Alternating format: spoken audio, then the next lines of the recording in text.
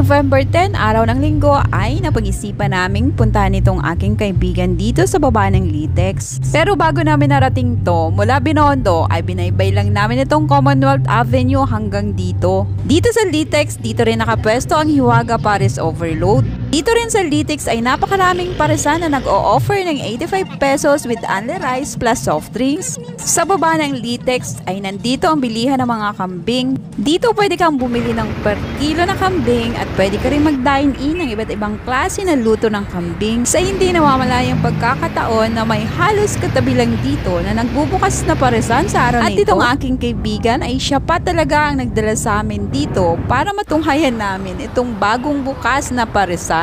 Bagong branch pala ito ng parisan ni Diwata dito sa Halamanan area. Meron itong sukat na approximate 20 square meter. Pinagkasya ang 4 na lamesa sa tapat nito. Sa harap nito ay sidewalk o daanan ng mga tao at mga sasakyan na nakaparada dito. Alas 4 ng hapon daw ang ganap ng program para sa kanilang pagbukas ng branch na ito. At ngayon alas 7 na nga ito ng gabi at patuloy na ang pagsiserve nila sa mga food na ino-offer nila. Ito na nga ang kanilang mga ino-offer na pagkain, fried and grilled. Ang presyo ng pagkain ino-offer dito ay pareho lang sa ino-offer na presyong pagkain nila doon sa Pasay branch. Wala nga lang dito sa kanilang menu ang cheesy bangus at ang group meal na crispy pata. Sinimula na nga namin itong orderin ang fried chicken sa halagang 120 pesos, ang kanilang chicken inasal na 120 pesos at ang kanilang overload pares na 100 pesos. Unlimited rice pa rin ito with juice. Of course, sa halagang 120 pesos, napakasulit pa rin naman ang price nito dahil malaki nga itong chicken na ino-offer nila. Ito ang kanilang Pares Overload sa halagang 100 pesos. Meron ka ng unlimited rice plus juice. Ito ang unang pagkakataon na kumain kami sa branch ng Diwata Overload Pares. Masarap na ang lasa na kanilang Seek and Joy. Hindi na nga ito sinawsaw sa gravy ng anak ko or hindi lang talaga kami nakakuha ng gravy. Pero kahit walang gravy, ay talaga namang nagustuhan pa rin ng batang ito. Ang laki talaga ng kanilang chicken, crispy ang outer part at well done ang pagkaluto. Sa totoo lang, ito ang gusto ko sa chicken, hindi juicy ang loob. Kasi feeling ko kapag juicy, medium well ang pagkaluto. Unlike pag ganito, ay makikita mong lutong-luto ang loob. Ito naman ang kanilang chicken inasal. Actually, ngayon ko lang natikman ito.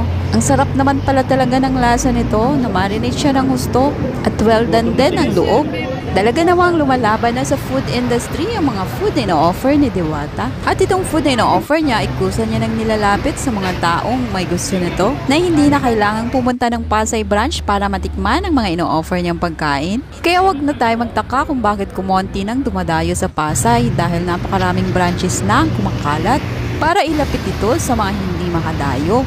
At patuloy siyang nagbubukas ng iba't ibang branch sa iba't ibang lugar dito sa Pilipinas. Sa kabila nga ng pagbabash natin sa mga nakikita nating pagkakamali niya, ito nga't patuloy pa rin siya sa pagtuklas at pagdevelop sa negosyong sinimulan niya. Hindi mo siya makikitaan ng pag-aalala na baka siya ay matalo dahil alam niya sa sarili niya na anuman ang resulta ng laban niya ay kakayanin niya ito.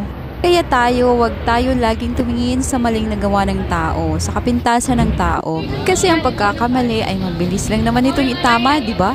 At sigurado ako, thankful si Diwata sa mga napuna sa kanya lagi. Dahil doon sa mga maling nakita sa kanya, ay naiaayos niya ito. Tumingin din tayo sa mga nakaka-inspire na gawa niya. Sa dami ng magsubok sa buhay niya, pero never give up. At ito nga't napakaswerte niya sa taong ito dahil maliban sa sumikat siya sa Pares Overload, naging instant milyonaryo pa. May mga branches na na-accomplish sa taong ito at patuloy itong dumadami. Maraming taong nabigyan ng trabaho. O di ba't mas maraming nakaka-inspired na gawa kaysa nagawang pagkakamali?